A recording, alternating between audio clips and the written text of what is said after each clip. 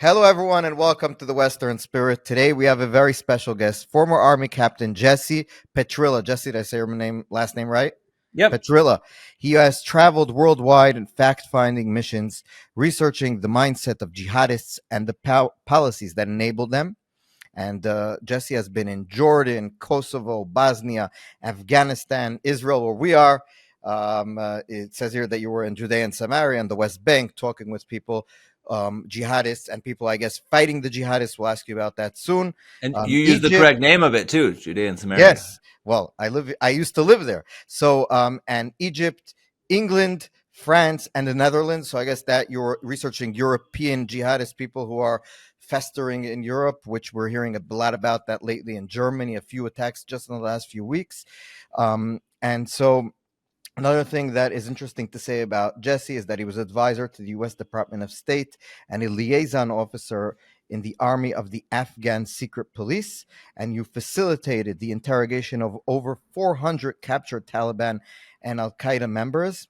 And in his new book, If It Takes 1,000 Years, he presents in considerable details what he has learned. And the subtitle I saw says it all: how the jihadists think and how to defeat them. And so, Jesse, it's we started off like asking your name and everything. So officially, welcome to the show. It's good to have you with us. Thank you very much. So, Jesse, I think the most interesting thing to talk to you about is just like the pops in the head. You facilitated the interrogation of 400 Al-Qaeda and Taliban leaders, terrorists. Can you give us a little bit about just how it worked and maybe what you learned from there that the West needs to learn just from that experience itself? Absolutely. Well, it's not like the movies show it where you're pouring water on their head and saying, "Tell us what you know." No, you're drinking tea with them. In fact, the name of the chapter of the first chapter is "Tea with the Taliban." So the name of the book, "If It Takes 1,000 Years," were words that were told to me in one of those interrogations or interviews, as we would call them in the politically correct term, where he said, "You have me caught. I am in a cage, but my children will fight you, and their children will fight you. If it takes 1,000 years, we will win." And that really struck me. I mean, it's kind of scary. You know, there's a saying in Afghanistan that I heard a number of times from the Mujahideen there where they say, "You have the watches, but we have the time." And I remember when the translator translated that to me and said, he says, "You have the watches, but we have the time." And I'm sitting there, and in that moment, it's kind of scary when you see your enemy that you have captured in a cell there, and you know that he has the upper hand. It was very creepy because he's going to outweight you. You're not going to stay there for forever, and that's just it. They have this mindset throughout all of the travels that I've done, throughout all of the interviews, through not just in Afghanistan, but jihadists that I've met or researched elsewhere. They have this incredible long-term thinking that I think Israel has gotten much better at, but in the West in general, we typically don't have that, especially in America. In America, we think 2, maybe 4 years at a time, which is our re-election cycle of our politicians. So they're really only thinking about what kind of legacy that our elected officials can leave in that time, and how much they can get done, and then they move on. But it's really another level when you have an enemy that has this 1,000-year generational warfare mindset. Yeah. And that's it. There were 2 common threads that I discovered in the 20 years of research of our enemies, including the more than 400 interrogations of the Taliban and Al-Qaeda and Haqqani and other jihadists there in Afghanistan. The 2 threads that I saw was that they have this long-term generational warfare thinking. They always focus on the kids. They're always looking at indoctrinating the next generation, thinking very long-term. And they all share the same goal of establishing this global Islamic government under Sharia Islamic law known as a caliphate. So it doesn't matter if it's Haqqani or Taliban or Al Qaeda or Hamas. They all have these goals. And that's why it's just so critical for people in the West to understand that the fight that Israel is having with Hamas and Hezbollah is not just their fight. It's not some regional little thing that's going to be resolved if one side wins or the other.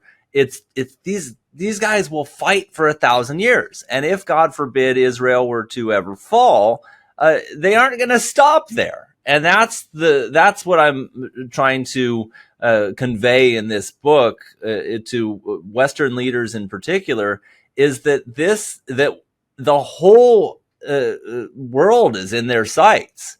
This is something that has been going on long before 1948, and it will continue as long as the jihadists are given anything. I mean, they're going to keep taking more, and it's something that I think people are starting to understand. I mean, you can look at you ask 100 people in the West what the Battle of Tours was. You're not going to find many people that understand that. Hey, look, in 732, the jihadists were stopped in what is now France, and they were trying to conquer all of Europe, trying to conquer the world, and then again in the 1300s at the gates of Vienna.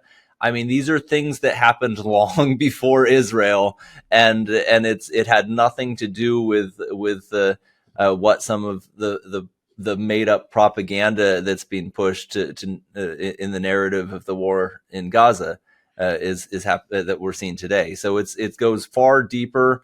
It was another it's another world once you get into the mindset. It's a completely different set of logic.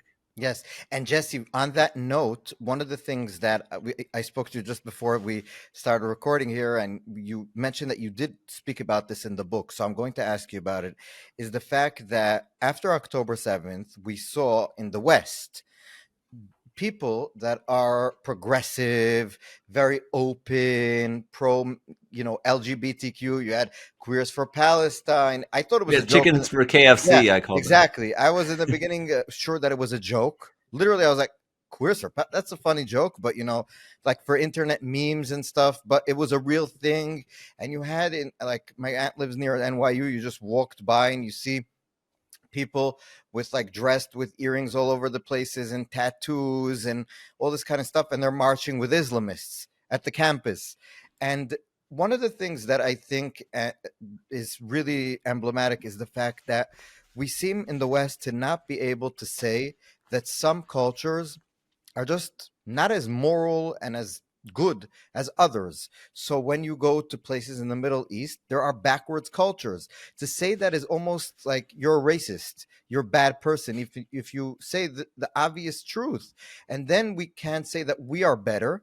And so if we're not better, we're going to go protest with the Islamists, because obviously if they're lesser, if they have less material goods, if the Palestinians are poorer than the Israelis, it must mean that the Israelis are the bad people.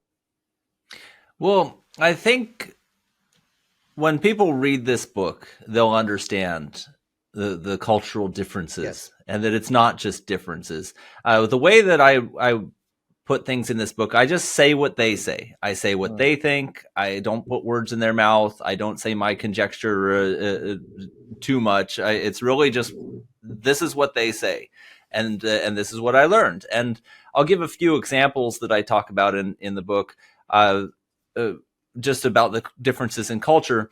The Nuristani tribe is one of the tribes in Afghanistan. And I think it's important, before I go into tribalism, that people understand that Islam came from tribal societies. And over the last 1,400 years, tribal societies, many of them evolved under Islam. So they're very intertwined. And a lot of the stuff that is in tribal cultures is not Islamic. It's not based in the religion per se, although there is plenty of crossover. But it's important to understand the mindset that the jihadists come from, because they come from these cultures. The Nuristani tribe in Afghanistan it has a prerequisite to be the equivalent of a city council member. I don't know what they call them in Israel, but the leader of the cities there. And I was a city council member in Southern California a couple decades ago, or a decade and a half ago, and I had to knock on doors. I sent a few mailers, and I won. And that was it. It was I had to convince the voters, and I served a few years on that, and that was all. Those were the quote unquote prerequisites. That's what you had to do. You have to convince the voters. Well, in a Nuristani village, to be the equivalent of a city council member, you have 3 prerequisites. You have to be a good orator. You have to entertain the entire village 10 times rather at a banquet, and you have to murder 5 rival tribe members. And so every one of these villages there, the leaders are these murderers who proved their warrior skills by murdering 5 people in the village next door. And so, I mean, it's a little bit different. And to say that kind of stuff is equal is just fooling yourself. Yes. We have a tremendous value of life in the West that the jihadists and a lot of people from these cultures just simply do not have. And I'll give you another example. The Taliban, there was a Taliban commander that I was interviewing rather. And you start out when you're sipping tea with them, you're nice, you're their friend, and you're getting to know them. You're asking them questions about their family. And that's typically how you start these things, is just say, hey, tell me about your family. And this guy very casually says, I have 9 children. I had 10, but my daughter dishonored the family, so I killed her. Just very nonchalantly, matter-of-factly. And the reality that I came to find out is that if he had not killed his daughter, his friends and family and neighbors would be like, what's wrong with you? Why didn't you kill your daughter? She dishonored the family. Are you without honor? And that's the kind of thing. We had a case in Texas about 15 years ago, the case of Yasser Syed, who was just one of many. I'm just pointing to one example where they're trying to export that stuff here. He murdered both of his daughters, Sarah and Amina Syed, who were just American teenage girls who wanted to live life like any other American. And he murdered them because they wouldn't wear a hijab. He found out that they had non-Muslim boyfriends, and it was just too much for him. So he murdered them in an honor killing. And what came out, though, when they finally did capture him recently, they only because somebody saw him, he was essentially living in the open for over a decade, where he was being protected by members of his community. They arrested and convicted his brother. They arrested and convicted his son. All these people were harboring this murderer for murdered his daughters. And it goes to show that it's because they thought he did the right thing. And it's just this culture of death. And it's something that is completely alien. It's just a different set of logic that they come from. And the idea that you hear from largely people on the left of, all cultures are equal, if we were only a little nicer to them, it's a complete fallacy. It's the reality is that Judeo-Christian Western culture is far superior to the backwards culture that murders their daughters, that requires village leaders to murder the people next door. I mean, it's just a completely different mindset, and it is absolutely not equal. And Jesse, one of the things about that is that in the past decade, we've seen mass migration from these places into the West. For example, right above north from where I am, Syria, we've seen, I think Merkel let in about 1 million into Germany, and then through Germany into the rest of Europe. And now probably more are going to come, maybe because of what's happening there now. So what do you think there's any way that this won't bring into the, just total turbulence in Western countries when you have people with such cultures moving in such large numbers? There's no way you can assimilate such a number of people with such a different value system, right? Well, that's just it. These are not like other people, and there are certainly legitimate cases of people seeking asylum. I've met even former jihadists that have converted or just seen the light. And I mean, it's Walid Shubat is one example. Yes. He became a Christian, and it was interesting that he read the Bible. The story goes that he wanted to prove to his wife that how evil the Jews were. So he decided to read the Bible, and he ended up becoming a Christian. So but there's people like that certainly we They're the welcome, and exception.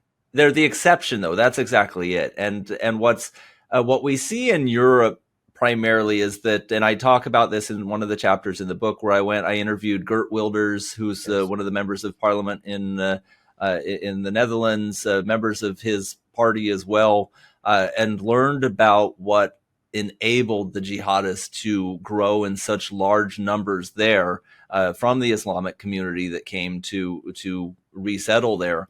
And what I found fascinating is that first generation was less radical than the second Yes. generation, and the third even more radical than the second, and they became more radical over time, and it was such a strange thing. And what's interesting, though, is that it's linked a lot with the Islamic schools, because what happened is these people, a lot of that first generation were simple villagers or people from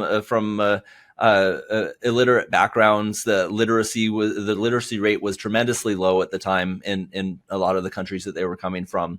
And then what happened is they would put their kids in Islamic schools, and the kids learned how to read, and they would learn fundamentalist elements. They would learn what's in the Quran. They would learn things, and they would be taught by Wahhabi Salafist teachers that were funded largely from the peninsula that started all these Islamic schools. And the jihadists have such a fantastic way. They're so good at getting to kids. And from what I learned, particularly in Afghanistan, is the primary way that they grow and they recruit members of their cause, is that they actually run the schools. The Taliban in Afghanistan, what they would do is they would go out to the countryside, and they would knock on a villager door, and they would tell some poor farmer, say, "Hey, we want to give your kids an education." And the simple villager would be like, "Oh, what other opportunity would my kid have to have an education?" And so they'd essentially give their children to the Taliban. The Taliban ran these schools. They would buy a compound somewhere, usually over the border in Pakistan. There's two particular cities, Quetta and Peshawar, that were just absolutely filled with these Islamic schools. And the Taliban ran them, and they would fill them with these kids. And 7 or 8 years later, they would graduate at 15 or 16, and they would all join the jihad. In fact, Taliban is the Pashto language word for students. Talib singular is student. So these are the students of these Islamic schools.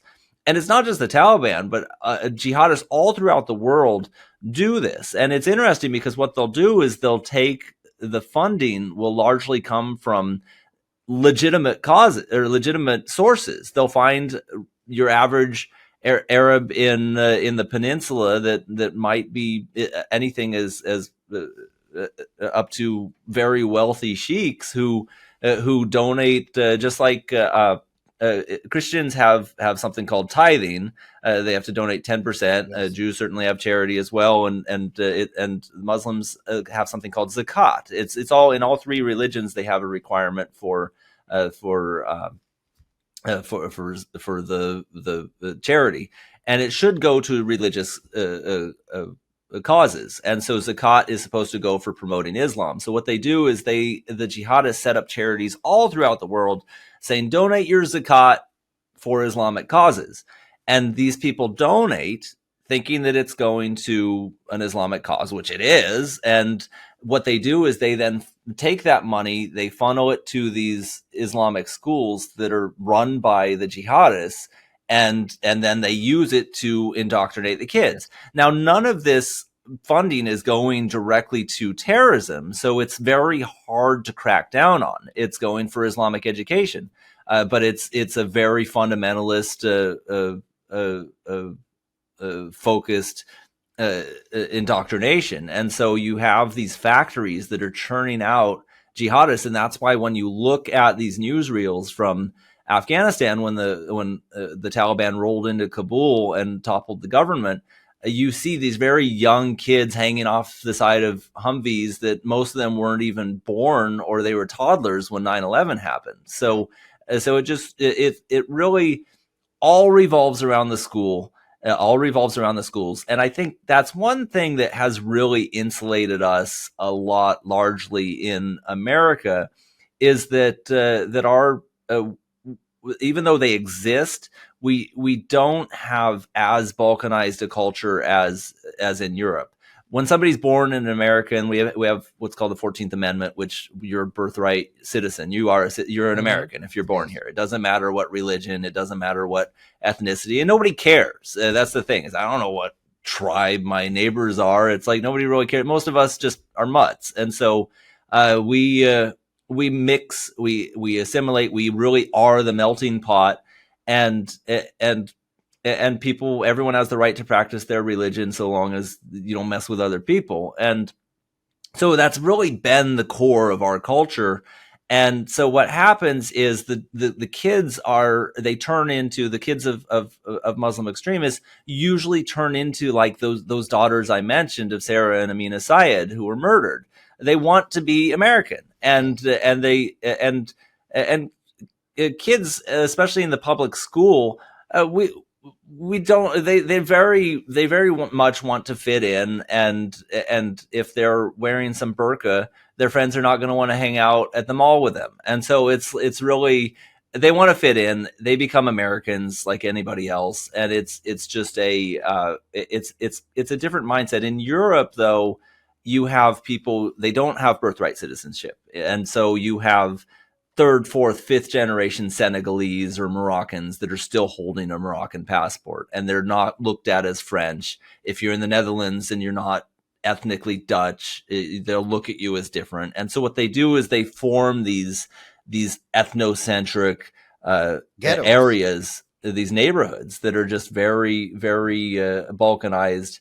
And they become these welfare reliant slums that the government just gives them money, and they have no incentive to integrate and assimilate.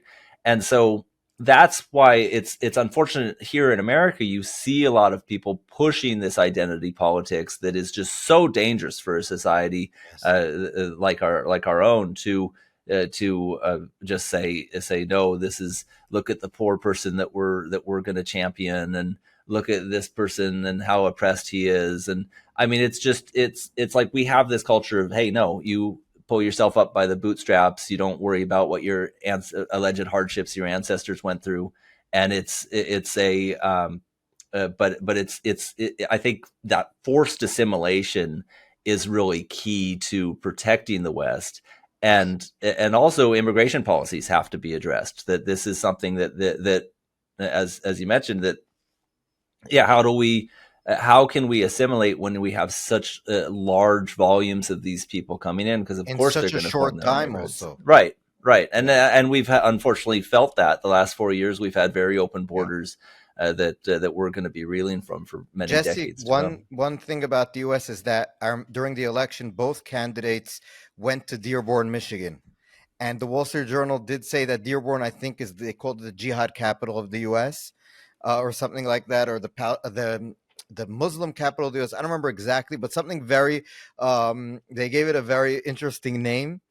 And I think that does underscore what you said, when people assimilate, when they live amongst other Americans, which aren't necessarily their religion, creed, whatever, they'll assimilate. But when they're together in sort of like a ghetto, you have what you have in Dearborn, right? Mm-hmm. Yeah, Dearborn, I mean, it's I've been there. It's not it's you see a lot of stuff coming out of there that's scary, and I think it's the antithesis to American values. I think we really need to focus on assimilation, and that's one thing. It's a big country. We can spread out, we can mix in, and eventually that should be our goal, is that everyone integrates and just becomes Americans like anyone else. And I mean, at the same time, I mean, we want to bring the best from our cultures that we came from and remember it. But unfortunately, a lot of these people bring the worst from, and they don't there's an element certainly that is escaping the crap that that is going on in their countries, but there's some that bring it with them, and it's really important for policies to be enacted that really enforce people to not get so balkanized. I'm thankful President Trump actually signed an executive order a few weeks back that made English the national language. And I mean, that's the thing, is there's stuff that I'm in California, and you can go vote, and for some reason they feel it necessary to have the option to print your ballot in multiple languages, where I can choose it to be printed in Arabic or Farsi or what have you. And it's like, why? I mean, this is voting. I mean, this is our country. We're all Americans, and I mean, I'll tell you, when my grandfather got off the boat, he was like, "We are speaking English," and it's like it was very very much important for him and his family to just Jesse, learn the culture. I want to go back to the Taliban interrogation. So one thing that I've just to understand the jihadist mindset, when you speak with these people, one of the things that at least I've heard here from people interrogating the Hamas terrorists that were caught either on October 7th or since then during the war, is that they, as an ideology, lie. They're permitted to lie in order to promote the cause. Religiously, they're permitted to lie. They found different fatwas, different permissive leaders, religious leaders telling them they are allowed to lie in order to promote the jihad. Is that something that when you were speaking to them, they were telling you one thing, but you knew 100% that they were lying, that they were trying to, bend the truth in order to promote their ideas? They subscribe to something called taqiyya. There's actually a word for it. And the jihadists utilize this extensively. It's a deception that they found sanctioned by the Quran, and they would lie about the most ridiculous things. The Taliban would, that I would meet. They would be drinking a glass of water, and I'd say, "Oh, is that a good glass of water?" And they'd be like, "I am not drinking a glass of water." And it's like, "I just saw you drink the glass of water." And I mean, it was just stupid things that they would lie about, and they would take it to just such a deceptive, just such an absurd level. But one thing that struck me about doing the interrogations and getting to know these people was just how genuinely warm and friendly they felt. And that was the scariest thing, because it was so deceptive. It was this very convincing level to where I would walk into a cell with them, and they would light up and say, "Hello, Mr. Jesse, how are you?" And just very nice seeming, that if I didn't know better, I would completely let my guard down and just be like, "This is my friend. Oh, he's such a nice guy." Mm-hmm. And that's the thing, is that you have people that are so caught off guard when you have a jihadist attack. I've seen so many people where they interview their neighbors and they say, "Oh, he was such a nice guy. I never expected it." And it's like, yes, they were deceiving you. And that's the thing, is that it's very it's another level of sinisterness. If you go into one of our prisons in America, you're going to see these people with neck tattoos and all mean, and they're not going to be pleasant people that you want to have a cup of tea with. But these jihadists that I met, super nice seeming. I mean, just people that you could sit and talk to for hours, and that you'd be laughing and just totally not realize how evil they were. And I would go back and read some of the things that these people did, which were some of the most evil things. I mean, one person poisoned a girl's school. Another one was a Taliban executioner. And yet they're smiling at you. They're happy seeming. It was just so weird. But one thing I took away from all of my research is that it's really not personal. The jihadists don't want you dead or me. They want all of us to submit or die. And they want to destroy the whole Western society on a macro level. It's a very large scale fight. It's not personal. And I would say the counter is also true, that it's not personal against them. Our fight is not with individual Muslims. Certainly, it's against the jihadist ideology. There are plenty of great people. Wafa Sultan is another one that you should probably try to get on your show. She is a wonderful person. She's the Syrian psychologist or psychiatrist rather, who went on Al Jazeera and told some cleric, "No, enough! It's my turn," which for a woman to say was just really earth shattering, and she certainly earned her share of fatwas for that one. But there's some great people that I've met that are from those backgrounds that don't subscribe to this and that have changed, and so it's very much not personal on either side. And so, but the fact is that they do have this very large vision of conquering the entire world, and they will slowly chip away at it generationally, and they don't care if their own family members are killed. In fact, they welcome it. The same with civilians. Any civilian. You saw the interview of one of the leaders of Hamas, where the interviewer said early on in the war, "But aren't you concerned about civilian casualties?" And he said, "No, we welcome it. Those are martyrs." And it's like that's the mindset. They will stop at nothing, even if they're killing their own people. I'm not blind to the fact that the absolute largest number of victims of Islamic jihadists are fellow Muslims. Yes. They will kill their own people. They will burn down the entire world, and it's something that people are thankfully starting to wake up to.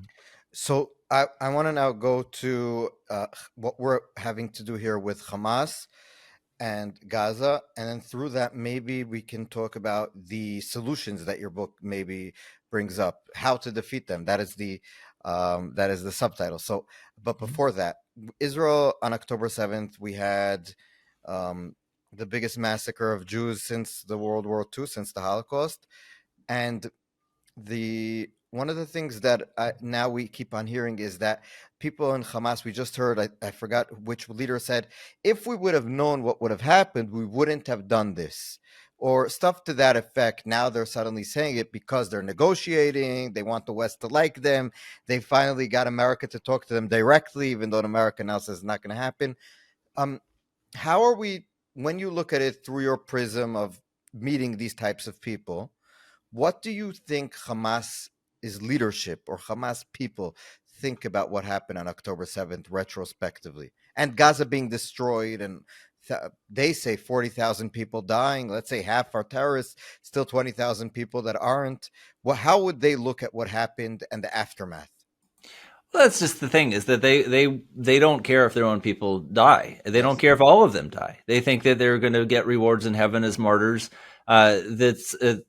It was the same ideology that I ran into with the Taliban and Al Qaeda in Afghanistan, where there was a kid that was brought in that was a suicide bomber that thankfully his bomb didn't detonate, and they were able to get him subdued. He was only 12 years old. Wow. And I was so shocked when I saw that, when I met him, that this 12-year-old had a bomb strapped to him. And I told the NDS guy, that was the name of the group that I was liaisoning to, the Afghan secret police. I said, "Wow, this is so young. That's so horrible." And he said, "That's not even the youngest. The youngest that he said was brought in, the youngest suicide bomber, was 6 years old." Whoa. And just think about that for a second, that somebody strapped a bomb on a 6-year-old and sent him off on a mission. That's the mindset that we're up against. They don't care. They would continue to do that and use their own people to just slowly chip away. They think if every generation, if my kid blows himself up, that's great. He has made one step closer to that goal of establishing a global Islamic caliphate. But I'll tell you, in the over 400 interrogations that I did in Afghanistan, do you know how many times I heard the word Israel or Jews? How many? 0. Never. I never heard it. It was their drive was very clear that they think that it's based in the Quran. They have this, what they believe is a God-commanded goal of establishing a global Islamic caliphate. the jihadists only divide the world into two parts. They have Dar al-Harb, which is the land of war, and Dar al-Islam, which is the land of under Sharia law, under Islamic law.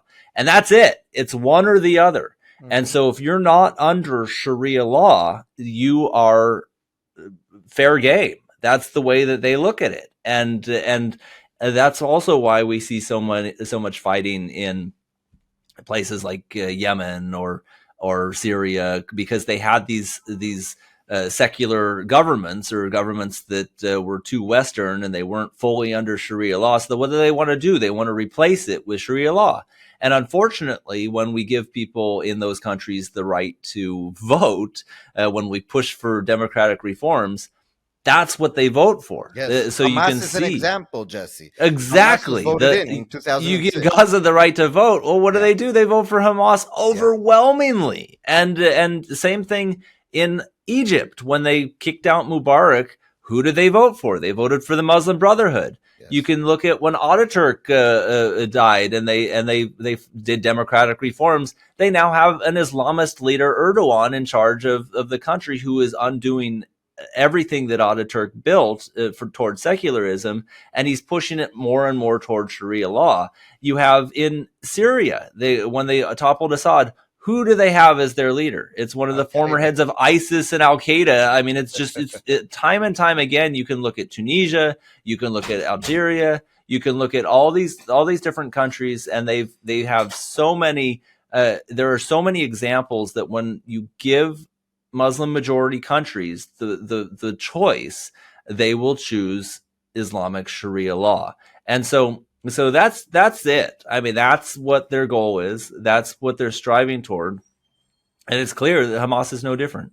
So when they look back at what happened, just generally speaking, obviously individuals will probably say different things, but in general, when they look back, they say we killed 1,200 Israelis, a little bit more, but 1,200 Israelis. We kidnapped over 250 Israelis. We did all these things. We burnt villages. We destroyed property. We stole. We pillaged. We sexually assaulted people, women especially, but also men. What did we gain out of it? We gained out of it that first of all, we killed the infidels. And I guess secondly, we were able to release now with the hostages tons of terrorists that will be able to do more terrorism in the future.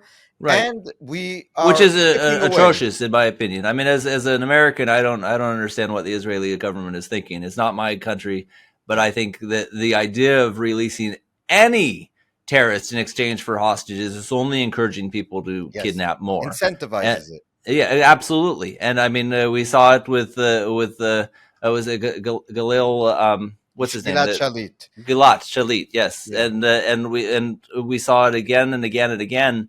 In so many cases, it's like, okay, at what point do you just say no? And because they're going to keep doing it, and it's really it's just such a it's a tragedy. It's tragedy, absolutely. The only thing that I console myself with when I see these large numbers of terrorists rejoining the fight in Gaza is that I know if they rejoin the fight, which they surely will, they're going to martyr themselves with a bomb pretty soon. And so at some point it's like a bomb's going to drop on their head, and God will have his justice. But it's a tragedy all around. I mean, this is just totally ridiculous that human beings would love such a life of misery that the Gazans have chosen. And that's why I'm really thankful that now, for the first time, and Trump is not without his faults, but he's absolutely right in that he's willing to say what everybody's thinking and understands, and is that for this to stop there, at least put more of a buffer, the Gazans should find a home elsewhere. and that they will flourish in another country. But the problem is that even though we understand that these people, they have the right to flourish in another country, they should live their lives, and but the reality is that other countries know who these people are, and they don't want them. And so you have King Abdullah saying it's a red line. He remembers Black September in 1970. The uprising where the Palestinian refugees tried to overthrow their host who let them in, and tried to overthrow his father. You have the Egyptians bulldozed the entire city of Rafah, Egypt. Up in, if you look at the Google Maps, I only discovered this because I was searching Google Images. It never made the news. And if you look at Google Images, you look at south of Gaza, that entire city has been vaporized. General Sisi made an order in 2014, I think it was, to completely raze the city because he wanted a buffer between the Palestinians and Egypt. And it's like, and yet nobody says anything. And if the Israelis defend themselves and go into northern Gaza, oh no, you got protests everywhere, and it's like, I mean, what the heck? I mean, it's such a double standard that the media plays, and it's like, and it's outrageous. But I'll tell you, the jihadists are also master propagandists. Yes, they have. I mentioned that they get to the kids.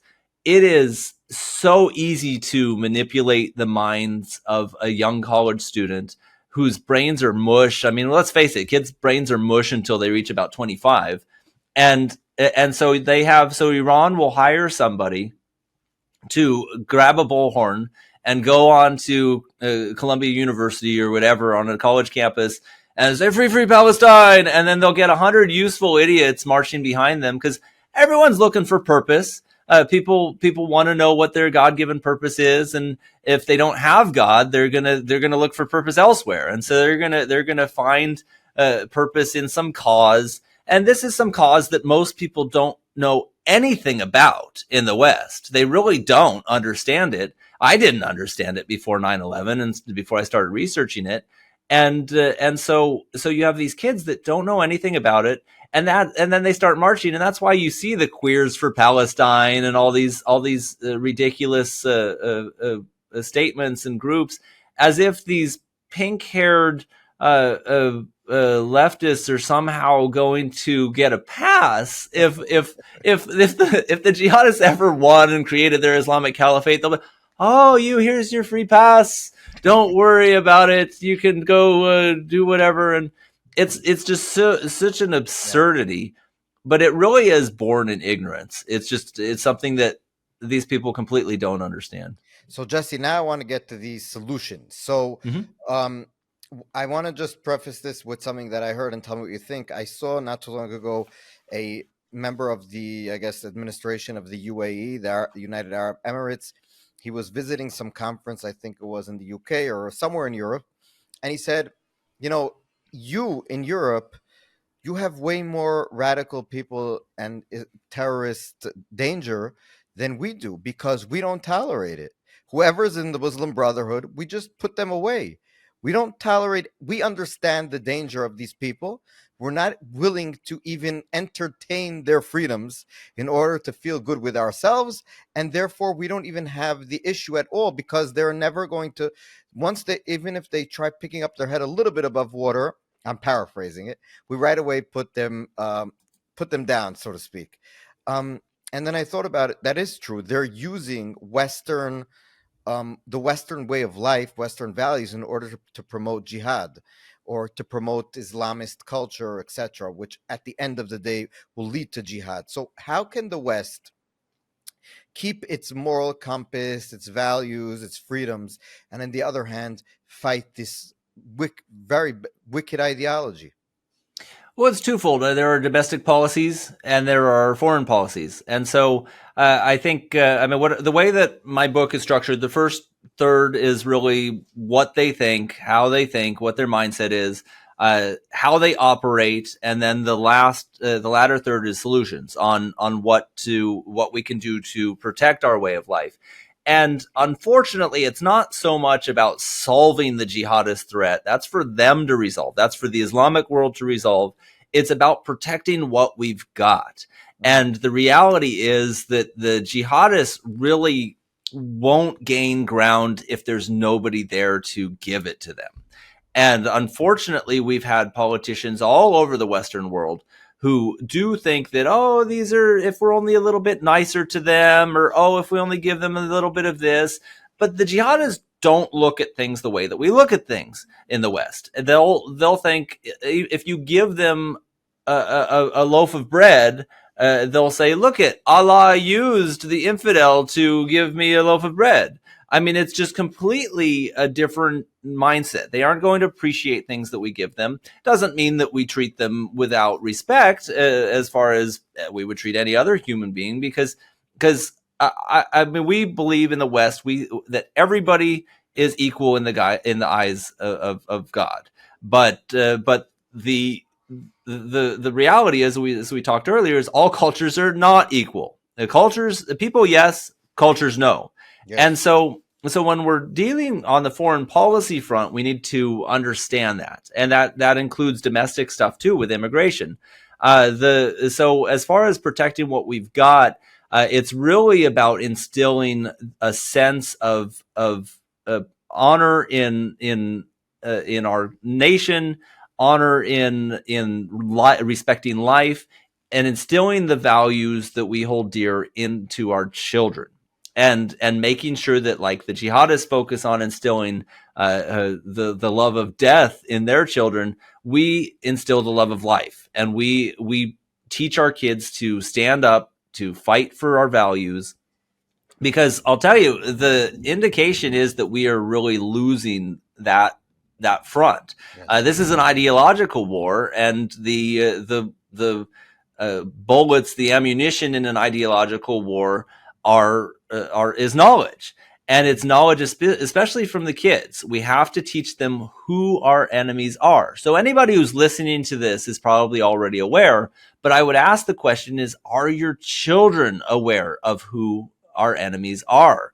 And so if you have a college kid or a young adult, get them a copy of this book. If It Takes 1,000 Years, it's a very easy read, and obviously I'm partial to it. I wrote it, but it's an easy read, couple hundred pages. Reads kind of like I've been told an adventure book. It's about my travels throughout the Islamic world. It also Dennis Prager called it a truth telling book. And that's just it. It just tells the truth. This is how they think. And so anyone who reads this will come away with a pretty firm understanding of the mindset of our enemies. There are also other books. If you want to get deeper into the religious aspect of it, I try to steer away from that. I'm more just saying what they say. But if you want to go deeper into the religious ideology, another great author that's written extensively on that is a man by the name of Robert Spencer. Mm-hmm. So Robert Spencer has just phenomenal books on the religious side of things. Mine is just saying, hey, this is what they say, this is how they operate, and these are my ideas of how to solve it. So it's really about getting to the kids. The indication is that we are really failing the post 9/11 generation, at least in America, to teach them who our enemies are. There was a survey that was reported by NBC that was conducted by a group called Generation Lab. It showed 1 out of 8 college students actually supported the October 7th attack. And so seeing that 1 out of 8, I mean, that is just nauseating to think that many college kids on American college campuses supported the atrocities. And it's just because they don't have a clue. They don't know the details. They don't know who these people are. They're just believing the lies of what's being fed to them. And so it just goes to show that that we really need to teach our kids. I mean, I tell my kids that monsters aren't real. I've got little kids, but it's really a lie. I mean, monsters are real, and these are the monsters of our time. Yes. And we need to teach our children that. Can I ask you you said there was 2 parts. One was domestic. So we spoke about is first of all, immigration, education, educating our young people to understand that, first of all, who our enemies are and why it's worth fighting them. I guess why it's worth preserving our culture and fighting those who wish to destroy it. And so that's domestically. But what about foreign wars? So we have a lot of people in America, both on the right, I guess the new right, some people who support President Trump, the MAGA right. I guess there's a lot of different fractures in that movement, but one of them is saying we have two big oceans on both sides of us. We don't need to really care what the rest of the world does. We don't need to get into anything. Look what happened in Iraq. Look what happened in Afghanistan. Total failure. It teaches us we need to look inside of us and have nothing to do with anyone in the world. And from what I understand with what you're saying is that's a pipe dream because they want to come to you.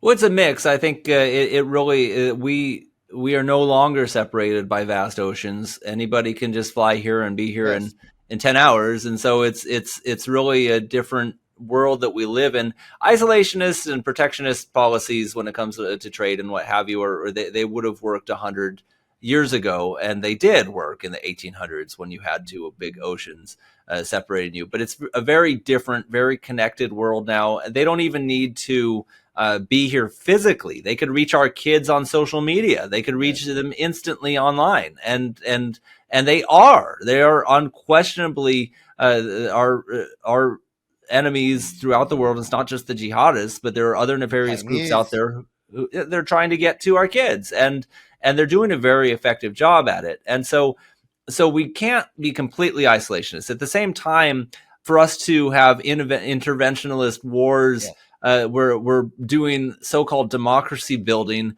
I mean, this nation building concept in the Middle East is a completely ridiculous idea that is unfortunately based in reality of the fact that there is a military industrial complex.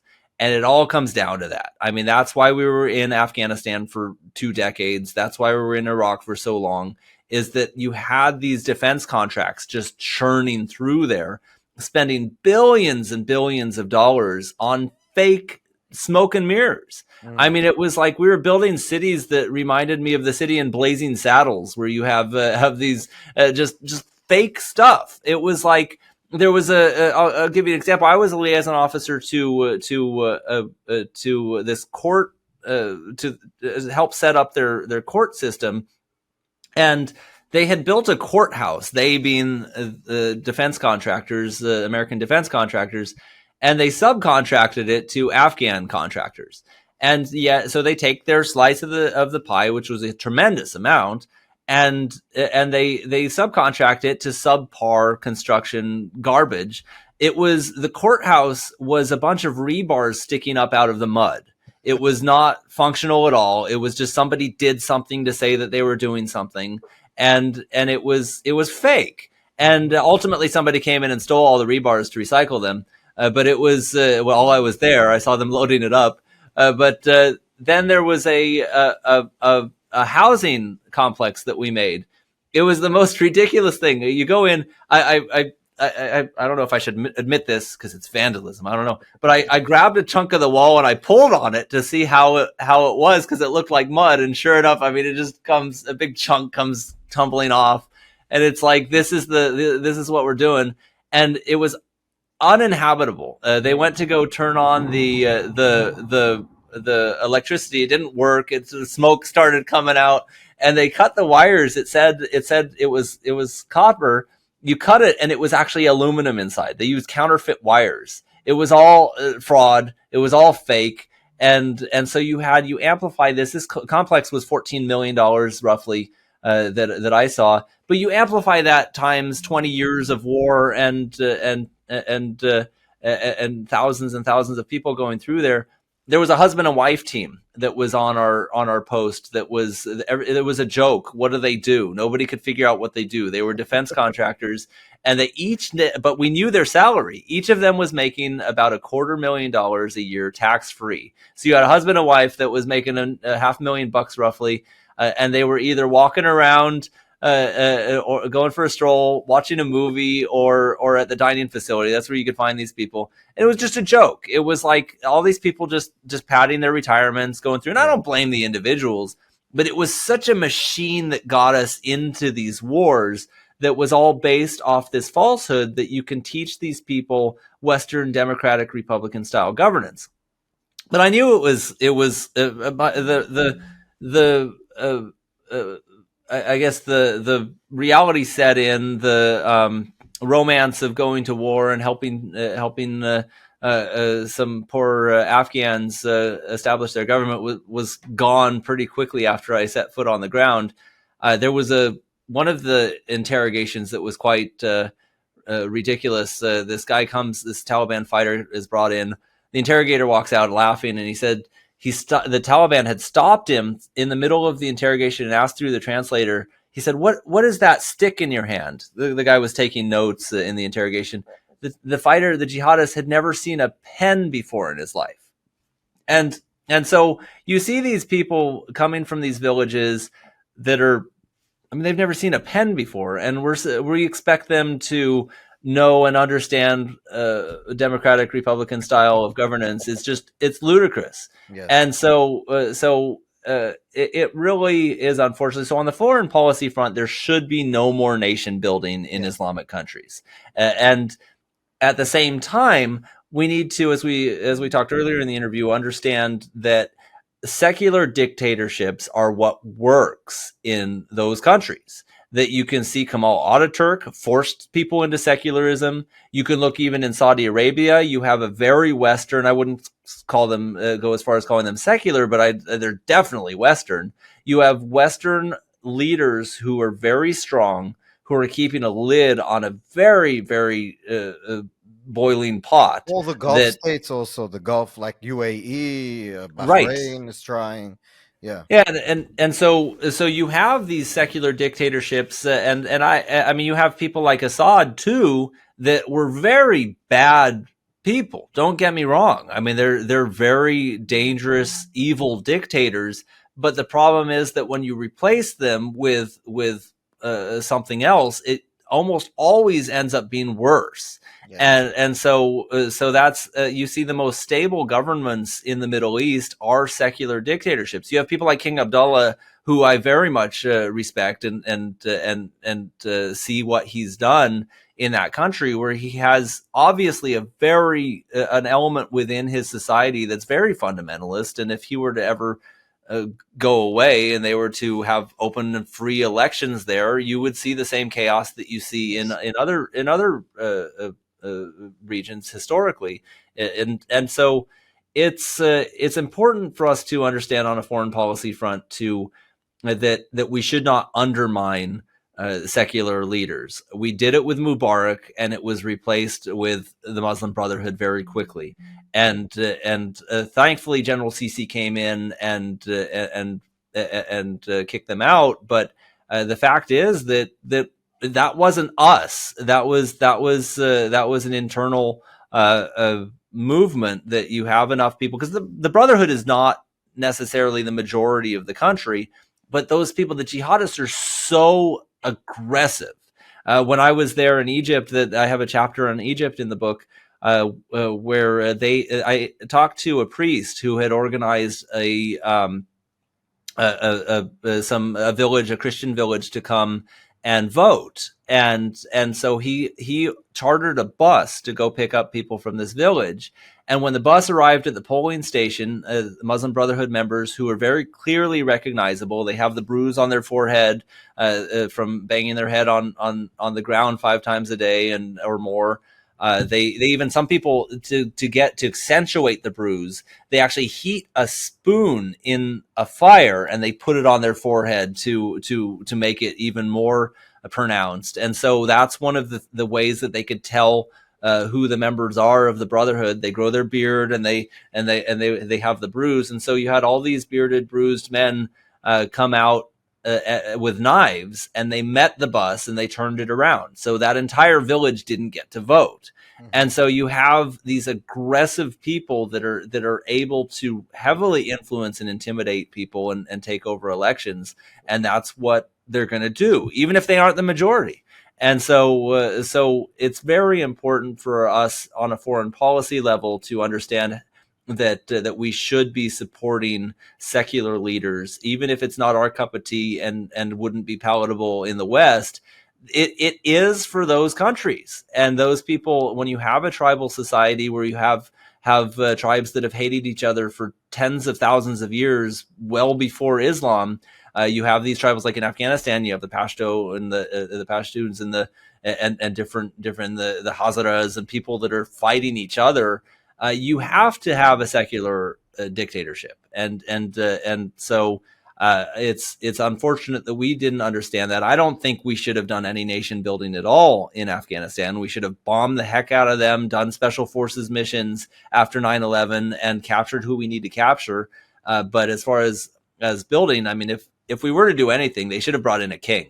They should have come in and had a brutal strong man that would just rule with an iron fist. But we didn't do that. We tried to apply our mindset on theirs, and that's the problem. Is we have people inside the Beltway, around Washington D.C., who don't understand it. They're sitting in their cubicle, and they're even at the general officer level in the military. These people, those are very political positions that don't understand what we're up against. They don't understand the mindset, and it's bound to fail on the foreign policy front when we approach these people thinking that they think like us.